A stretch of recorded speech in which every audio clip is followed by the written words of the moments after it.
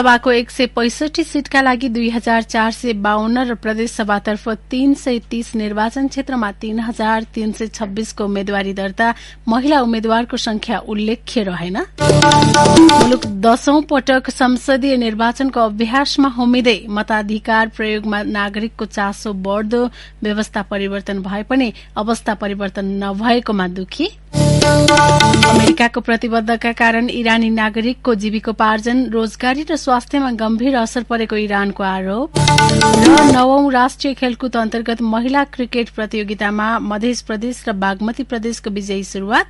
भियतनाममा जारी AFC under 17 Asian cup छनौटमा Nepal Chinese ताइपेसँग 4-2 गोल अन्तरले पराजित। नमस्कार, कान्तिपुर डायरीका साथमा तुलसी र इन्द्रलक्ष्मी। समाचार अब विस्तारमा। आसन्न प्रतिनिधि सभा र प्रदेश सभाको निर्वाचन अन्तर्गत प्रत्यक्षतर्फको उम्मेद्वारी दर्ताका लागि तोकिएको समय सीमा सकिएको छ। हालसम्म प्रतिनिधि सभातर्फको 165 सीटका लागि कुल 2452 उम्मेद्वारी परेको निर्वाचन आयोगले जारी गरेको सूचनामा उल्लेख छ, जसमा पुरूषतर्फ 2223 र महिलातर्फ 229 जनाको मनोनयन परेको निर्वाचन आयोगका प्रवक्ता शालिग्राम शर्मा पौडेलले जानकारी दिनुभयो। यस्तै प्रदेश सभातर्फ कुल 330 सीटका लागि 3326 जनाको उम्मेद्वारी परेको छ, जसमा पुरूषतर्फ 3039, महिलातर्फ 286 र अन्यमा एकजनाको उम्मेद्वारी परेको हो। निर्धारित समय सकिए पनि प्रत्येक जिल्ला निर्वाचन कार्यालयबाट उम्मेद्वारको विवरण प्राप्त हुने क्रम जारी रहेकाले उम्मेद्वार दर्ता गर्नेको संख्या केही थपिन सक्ने आयोगले जनाएको छ।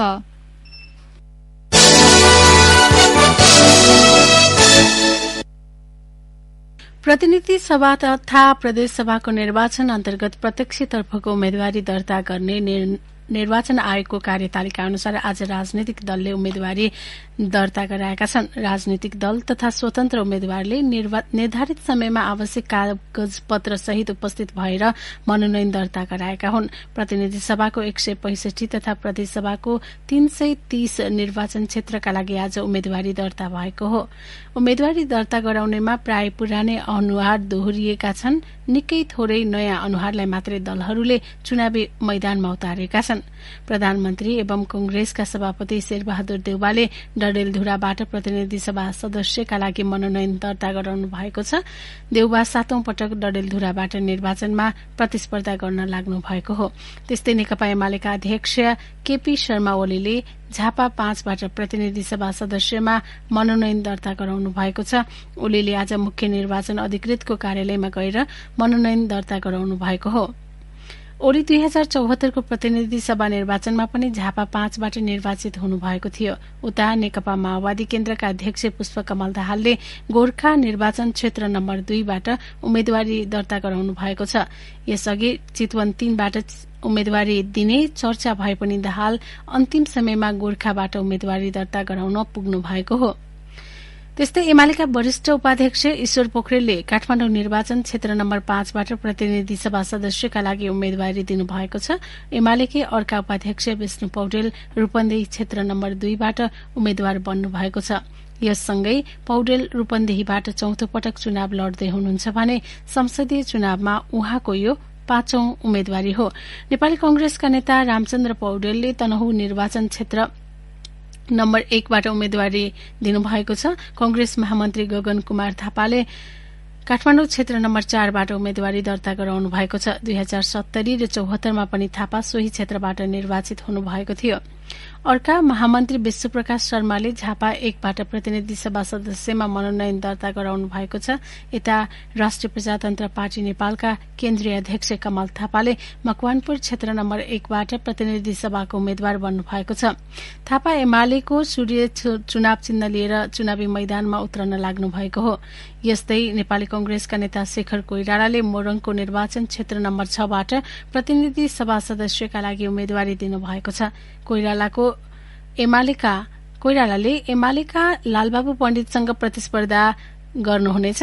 जनता समाजवादी पार्टी जसपा नेपालका अध्यक्ष उपेन्द्र यादवले सप्तरी 2 बाट उम्मेद्वारी दर्ता गराउनु भएको छ।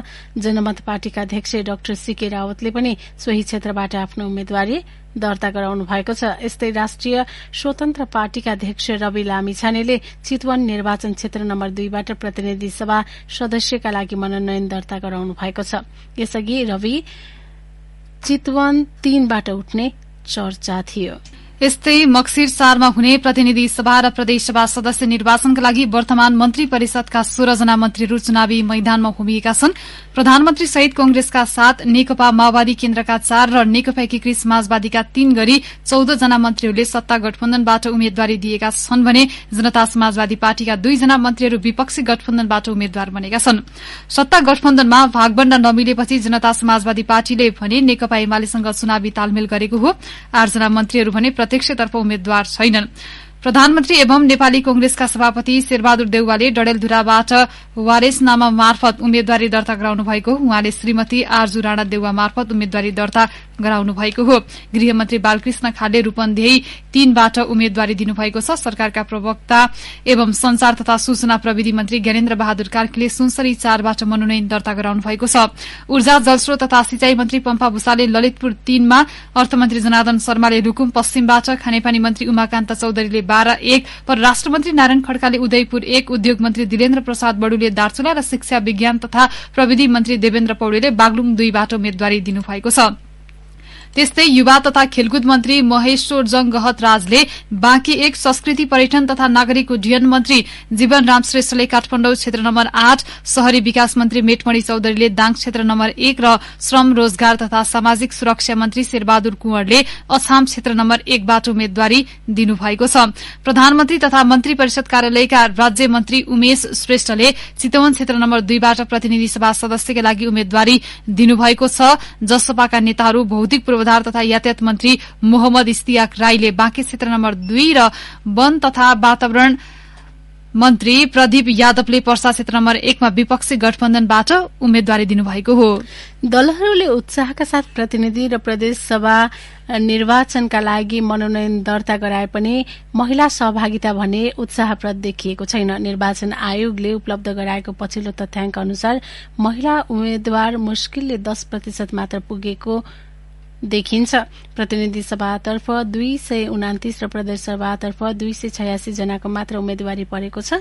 गत स्थानीय तहको निर्वाचनमा सबैभन्दा बढ़ी सीट जितेको नेपाली कांग्रेसले कुल 165 मध्ये 89 सीटमा उम्मेद्वार उठाए पनि त्यहाँ महिलाको उम्मेद्वारी आधा दर्जन छ। नेकपा एमाले यसपटक करिब 10 महिलालाई प्रत्यक्षतर्फ टिकट दिएको छ भने माओवादीको तर्फबाट यो संख्या दर्जन पनि पुगेको छैन। कांग्रेस नेता तथा निवर्तमान उपसभामुख पुष्पा भूषालले अर्घाखाँचीबाट प्रतिनिधि सभा सदस्यमा उम्मेद्वारी दर्ता गराउनु भएको छ। निर्वाचन अधिकृतको कार्यालय सन्धि खर्कमा गएर गठबन्धनको तर्फबाट कांग्रेस उम्मेद्वार भूषालले मनोनयन दर्ता गराउनु भएको हो। यस्तै मोरङ क्षेत्र नम्बर 2बाट कांग्रेसी नेत्री सुजाता कोइरालाले मनोनयन दर्ता गराउनु भएको छ। यस्तै काठमाडौँ क्षेत्र नम्बर 5बाट प्रतिनिधि सभा सदस्यका लागि नेत्री रञ्जु दर्शनाले स्वतन्त्र उम्मेद्वारी मनोनयन दर्ता गराउनु भएको छ। तत्कालीन विवेकशील साझा पार्टीबाट 2074 को निर्वाचनमा काठमाडौँ महानगरपालिकाको उपमेयरमा पराजित रञ्जु हाल स्वतन्त्र उम्मेद्वारको रूपमा उम्मेद्वारी दिनुभएको हो। धनुषा क्षेत्र नम्बर 3मा नेकपा एमाले जसपा गठबन्धनबाट जुली महतोले उम्मेद्वारी दर्ता गराउनु भएको छ। यता नेपाल समाजवादी पार्टीकी नेत्री मानुषी यमी भट्टराईले काठमाडौँ क्षेत्र नम्बर 7 को प्रतिनिधि सभा सदस्यमा उम्मेद्वारी दर्ता गराउनु भएको छ। माओवादी केन्द्रको चुनाव चिन्ह लिनुभएकी उहाँले सत्ता गठबन्धनकी साझा उम्मेद्वारको रूपमा दर्ता गराउनु भएको हो। दाङ क्षेत्र नम्बर 2 मा प्रतिनिधि सभा सदस्यका लागि सत्तारूढ़ गठबन्धनबाट नेकपा माओवादी केन्द्रकी रेखा शर्माले उम्मेद्वारी मनोनयन दर्ता गराउनु भएको छ। शर्मा पूर्व सामान्य प्रशासन मन्त्री समेत हुनुहुन्छ। उता जनता समाजवादी पार्टीकी केन्द्रीय सदस्य करिमा बेगमले स्वतन्त्र उम्मेद्वारी दिनुभएको छ। पार्टीले टिकट नदिएपछि उहाँले पर्सा क्षेत्र नम्बर 2 को खबाट प्रदेश सभा सदस्यमा उम्मेद्वारी दर्ता गराउनु भएको हो। 2064 सालको पहिलो संविधान सभा निर्वाचनमा पर्सा क्षेत्र नम्बर 1बाट संविधान सभा सदस्यमा निर्वाचित भएकी बेगम 2074 को निर्वाचनमा समानुपातिकतर्फ प्रदेश सभा सदस्यमा निर्वाचित हुनुभएको थियो। यस्तै राष्ट्रिय प्रजातन्त्र पार्टीकी नेत्री रेखा थापाले मोरङ 3बाट प्रतिनिधि सभाको प्रत्यक्षतर्फ मनोनयन दर्ता गराउनु भएको छ। यस्तै सत्ता गठबन्धनको नेतृत्व गरिरहेको नेपाली कांग्रेसले तेह्रथुमबाट सीता गुरूङलाई उम्मेद्वार बनाएको छ। उहाँले पनि आज आफ्नो उम्मेद्वारी दर्ता गराउनु भएको हो। यस्तै काठमाडौँ क्षेत्र नम्बर 2 बाट पूर्व सभामुख एवं माओवादी नेत्री ओन्सरी घरती मगरले पनि आफ्नो उम्मेद्वारी दर्ता गराउनु भएको छ। यस्तै माओवादी नेत्री पम्फा भूषालले ललितपुर क्षेत्र नम्बर 3 बाट आफ्नो उम्मेद्वारी दर्ता गराउनु भएको छ। यस्तै माओवादी नेत्री बीना मगरले कञ्चनपुर क्षेत्र नम्बर 1 बाट उम्मेद्वारी दर्ता गराउनु भएको छ। यस्तै माओवादी नेत्री धर्मशिला चापागाई गोमा कुवरले पनि आफ्नो उम्मेद्वारी दर्ता गराउनु भएको छ। कान्तिपुर डायरीमा अब ब्रेकको पालो। ब्रेकपछि कान्तिपुर डायरीमा अब कान्तिपुर सविस्तारको पालो। कान्तिपुर सविस्तार।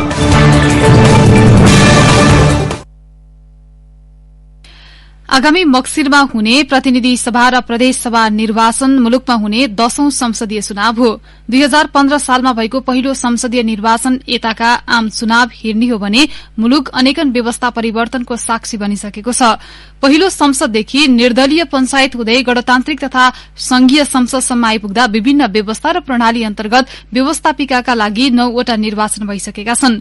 यसअघिका निर्वाचनको नालीबेली समेटिएर तयार पारिएको रेडियो सामग्री सहकर्मी मनिष अधिकारीका साथमा।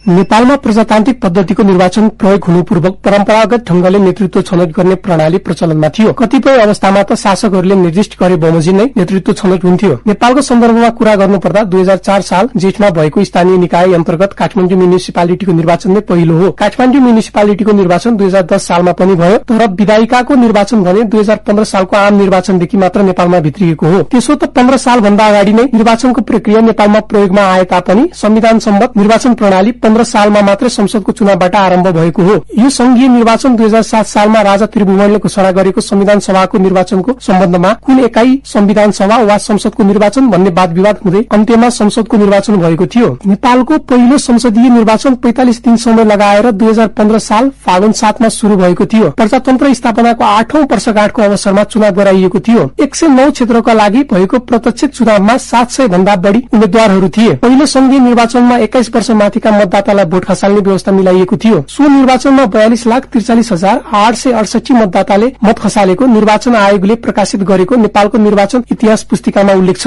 यो निर्वाचनमा नेपाली कांग्रेसले 74 स्थानमा जित हात पार्यो, तर पहिलो संसदले 18 महिना पनि काम गर्न पाएन। राजा महेन्द्रले 2017 सालमा संसदीय व्यवस्था नै खारिज गरिदिएपछि नेपाली प्रजातन्त्र टकरावपूर्ण अवस्थाबाट गुज्रियो। 63 वर्षको अवधिमा नेपालको व्यवस्थापिकाले कहिले निर्दलीय त कहिले बहुदलीय र कहिले एक सदात्मक त कहिले द्विसदात्मक व्यवस्थापिकाको अभ्यास गर्दै आएको छ। 2064 देखि 69 र 70 देखि 72 सम्म संविधान सभाले नै व्यवस्थापिका संसदको पनि काम गर्यो। 2072 देखि 74 सम्म सोही सभा रूपान्तरित संसदको रूपमा क्रियाशील रह्यो। पहिलो संसदीय निर्वाचन प्रतिनिधि सभा सदस्य निर्वाचनको नाममा भए पनि 2038 र 43 सालमा भएको चुनाव राष्ट्रिय पञ्चायत सदस्यको नाममा भए। त्यसबीच 2036 सालमा पञ्चायतका विरुद्ध समाजका विभिन्न क्षेत्र आन्दोलित भएपछि जेठ 10 गते बहुदलीय व्यवस्था अपनाउने वा सुधारिएको पञ्चायती व्यवस्था काम गर्ने भन्ने विषयमा जनमत संग्रह गराइने घोषणा भयो। 2037 साल वैशाख 20 गते बालिक प्राधिकारको आधारमा जनमत हुँदा नतिजा सुधारिएको पञ्चायतको पक्षमा आयो। 2046 को आन्दोलनपछि 47 सालमा कार्तिक 23 गते नेपाल अधिराज्यको संविधान 2047 जारी भयो। 2048 सालमा फेरि प्रतिनिधि सभा सदस्य निर्वाचन भयो।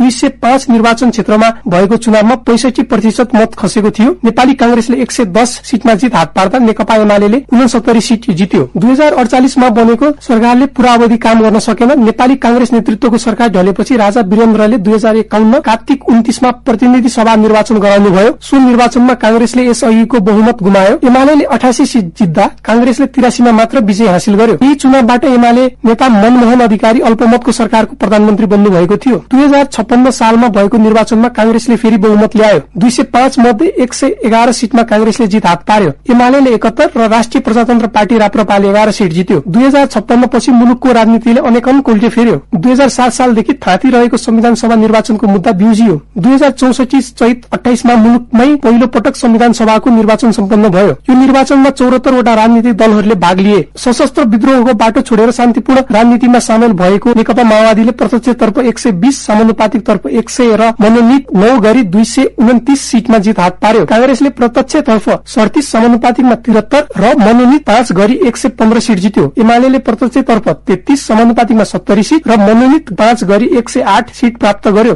मधेस आन्दोलनबाट उदाएको मधेसी जनअधिकार फोरम र तराई मधेस लोकतान्त्रिक पार्टीले यही निर्वाचनबाट आफूलाई राष्ट्रिय राजनीतिमा सामेल गराए। संविधान सभा निर्वाचनमा 601 सीट रहेको थियो। पहिलो संविधान सभाबाट संविधान जारी नभएपछि 2070 सालमा संविधानको दोस्रो निर्वाचन भयो। मंसिर 4 मा भएको निर्वाचनमा कांग्रेसले प्रत्यक्षमा 105, समानुपातिकमा 91 र मनोनित 10 गरेर कुल 206 सीट जित्यो। एमाले प्रत्यक्षतर्फ 91, समानुपातिकमा 84 र मनोनित 9 गरेर 184 सीट जित्दा माओवादी प्रत्यक्षतर्फ 26 सीटमा कुम्चियो। समानुपातिक तर्फ 54 र मनोनित 3 गरेर कुल 83 सीट जित्यो माओवादीले। राप्रपा नेपालले कुल 10 सीट जित्दा फोरम लोकतान्त्रिकले पनि 10 सीट नै जित्यो। नेपालको संविधान 2072 जारी भएपछि मुलुक संघीय संरचनामा गयो। 2074 मा तल्लो सदन प्रतिनिधि सभाको 275 सीटका लागि मंसिर 10 र 21 दुई चरणमा चुनाव भयो। सँगै 7 वटा प्रदेशमा प्रादेशिक सभाको लागि पनि निर्वाचन भयो।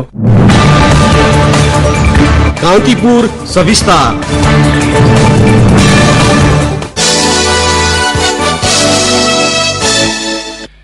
मुलुकमा पछिल्लो पटक थप 22 जनामा कोरोना भाइरस संक्रमण पुष्टि भएको छ। 1761 नमूना परीक्षण गर्दा सो संख्यामा संक्रमण पुष्टि भएको हो।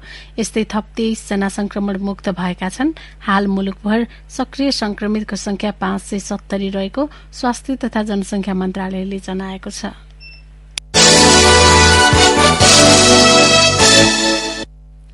आश्विन शुक्ल पूर्णिमाका दिन आज कोजाग्रत पूर्णिमा सम्पन्नताकी देवी महालक्ष्मीको पूजा आराधना गरी मनाइँदैछ। आश्विन शुक्ल प्रतिपदाका दिनदेखि शुरू भएको दुर्गा पक्ष अर्थात दशैं पर्व आज महालक्ष्मीको पूजा आराधना गरी राति जागराम बसेपछि समापन हुन्छ। आजको दिन महालक्ष्मीको पूजा आराधना गरी राति जागराम बसेका मानिसका घरमा पृथ्वी भ्रमण गर्दै हिँडेकी महालक्ष्मी प्रवेश गरी धन ऐश्वर्य दिई सम्पन्न बनाउँछिन् भन्ने धार्मिक विश्वास रहिआएको छ। यस्तै सौभाग्य सम्पत्ति श्रेय प्राप्तिका लागि आकाश दीपदान शुरू भएको छ। कोजाग्रत पूर्णिमाका अवसरमा आजै बौद्ध धर्मावलम्बीहरूले स्वयम्भू चैत्यमा महादीप दान समेत गरेका छन्।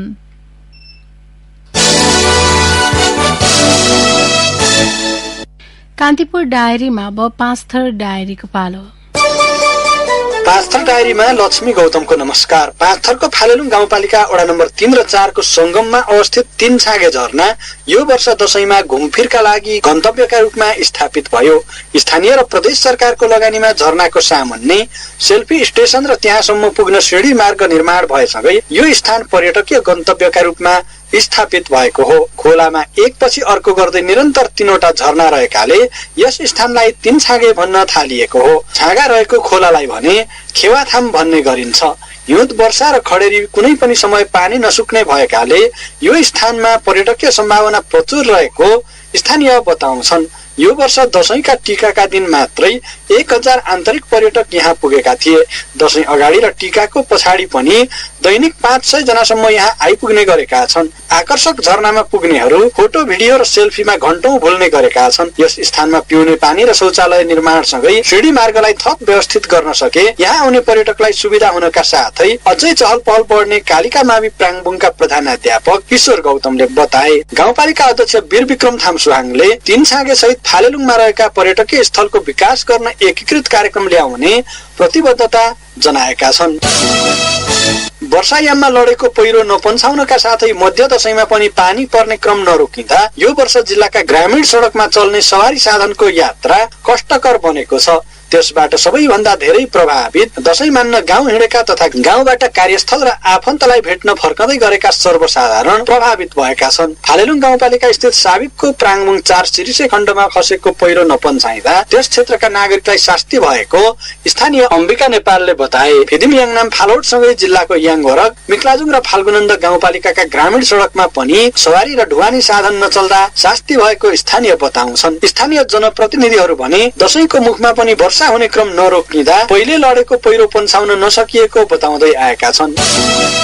पाँचथरको मिक्लाजुङ गाउँपालिकाले 45 वर्ष उमेर पूरा भएका अविवाहित महिलालाई भत्ता दिने भएको छ। गाउँपालिका भित्र स्थायी बसोबास गर्ने 45 वर्ष उमेरसम्म विवाह नगरी बसेका महिलालाई चालु आर्थिक वर्षको सुरुदेखि लागू हुने गरी भत्ता दिने प्रक्रिया थालेको हो। गाउँपालिकाका निमित्त प्रशासकीय अधिकृत अग्नि चौलागाईका अनुसार उनीहरूको जीवन निर्वाहमा सहजीकरण गर्न पालिकाले मासिक 1500 रुपैयाँ भत्ता दिन लागेको हो।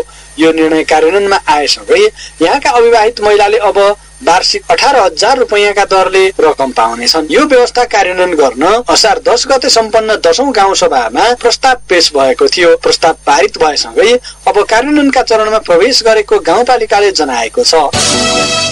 पाँचथरको याङरोक 5 दारिम्बामा सम्पन्न दारिम्बा गोल्ड कपको उपाधि चाक्सीबोटे स्पोर्टिङ क्लब ताप्लेजुङले जितेको छ। फाइनलमा आयोजक दारिम्बा फुटबल क्लबलाई 2-1 गोल अन्तरले हराउँदै उपाधि जितेको हो। जितसँगै चाक्सीबोटेले 70,000 रुपैयाँ नगद ट्रफी मेडल प्राप्त गर्यो। उपविजेता डीएफसी दारिम्बाले ट्रफी र मेडलसँगै प्रमाणपत्र र 35,000 रुपैयाँमा चित्त बुझायो। त्यस्तै एनएफसी थर्पु बीले महिलातर्फको उपाधि चुमेको छ। फाइनलमा एनएफसी थर्पु 7 बीले एनएफसी थर्पु 7 ए का विरुद्ध कठिन जित निकाल्दै उपाधि चुमेको हो। निर्धारित समयमा दुवै टिमबाट गोल हुन नसकेपछि खेल टाइब्रेकरमा धकेलिएको थियो। पेनल्टी सुट आउटमा बीले ए लाई पराजित गरेको हो। विजेता एनएफसी बीले नगद 15,000 रुपैयाँका साथै ट्रफी मेडल र प्रमाणपत्र हात पारेको छ। हवस् त पाँचथर अहिलेलाई यति नै। लक्ष्मी गौतम बिदा हुन्छु। नमस्कार। पाँचथर डायरीपछि कान्तिपुर डायरीमा ब्रेकको पालो। ब्रेकपछि अब आर्थिक प्रसंग। बागलुङको बलेवा स्थित विमानस्थल अलपत्र बनेको छ। करोड़ौं रुपैयाँ खर्चेर बनाए पनि सरकारवालाले पहल नगर्दा विमानस्थल सञ्चालन अलपत्र बनेको हो।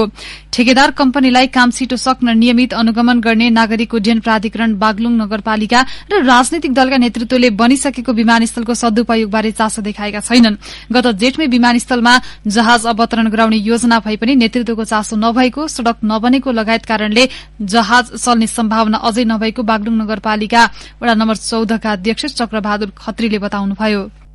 दशैंपछि आज खुलेको शेयर बजार परिसूचक नेप्से 44.62 अंकले बढ़ेर 1,898 अंकमा कायम भएको छ। आज कुल 224 कम्पनीको 2,53,000 किता शेयर किनबेच हुँदा 83 करोड़ 68 लाख बढ़ीको कारोबार भएको नेपाल स्टक एक्सचेन्जले जनाएको छ।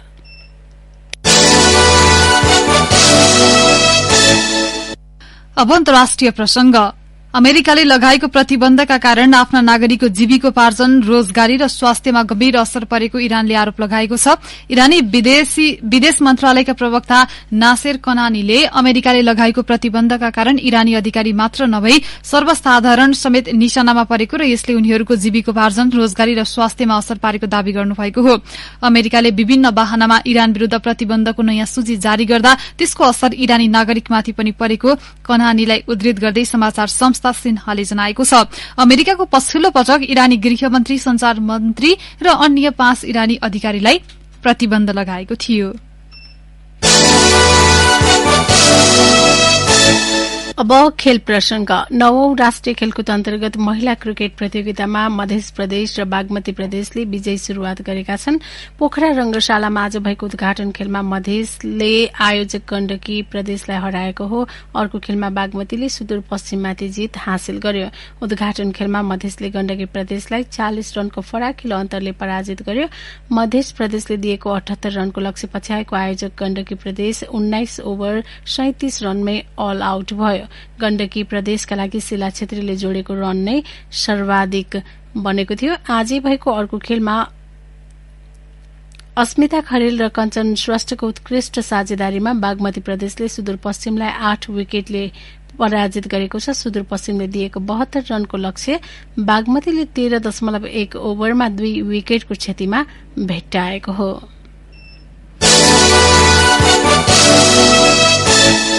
भियतनाममा जारी एएफसी अन्डर 17 एशियन कप छनौटमा नेपाल चाइनिज ताइपेसँग 4-2 गोल अन्तरले पराजित भएको छ। फुथो स्थित भियत 3 स्टेडियममा ताइपेलाई जित दिलाउन लिन हान चेनले 2 गोल गरे। यस्तै ताइयान याओ र लु यिटिङले 1-1 गोल गरे। नेपालका कप्तान प्रशान्त लक्ष्म र धनसिंह विकले 1-1 गोल फर्काए। ताइपेको यो पहिलो जित हो। नेपाल भने जितविहीन बनेको छ। थाइल्याण्ड 6 अंक जोडेर दोस्रो स्थानमा रहेको छ। भियतनाम र थाइल्याण्ड बीचको विजेताले एशियन कपमा स्थान बनाउनेछन्। छनौटको समूह विजेता एशियन कपमा छनौट हुनेछन्। यस्तै उपविजेता हुने उत्कृष्ट 6 टोलीले समेत एशियन कप खेल्नेछ। हवस् त यिनी प्रसंगसँगै कान्तिपुर डायरीका आजका हाम्रा सम्पूर्ण बुलेटिन यही सकिएका छन्। भोलि बिहान नियमित बुलेटिनका साथमा उपस्थित हुनेछौं। तबसम्मलाई तुलसी र इन्द्रलक्ष्मी बिदा हुन्छौं। नमस्कार।